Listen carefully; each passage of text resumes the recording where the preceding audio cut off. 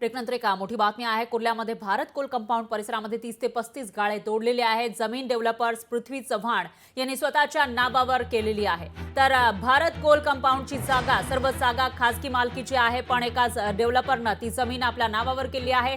Coal कंपाऊंडच्या जागेवर गगनचुंबी tower बांधण्याचा त्यांचा डाव आहे। आमदार दिलीप मामा लांडे पृथ्वी चव्हाण यांचे भागीदार असल्याचा आरोप केला जातोय आणि त्या पार्श्वभूमीवर या ठिकाणी अनेक सवाल उपस्थित केले जात आहेत। तर जे सामान्य लोक आहेत कुर्ल्यामध्ये भारत कोल कंपाऊंडच्या परिसरामध्ये त्यांचे गाळे आहेत ते तोडण्यात आलेले आहेत, त्यामुळे हे सामान्य लोक आता संताप व्यक्त करताना दिसून येत आहेत, कारण ही जमीन डेव्हलपर्स पृथ्वी चव्हाण यांनी स्वतःच्या नावावर केलेली आहे आणि त्यांना या ठिकाणी गगनचुंबी इमारत बांधायची आहे अशी माहिती समोर येते।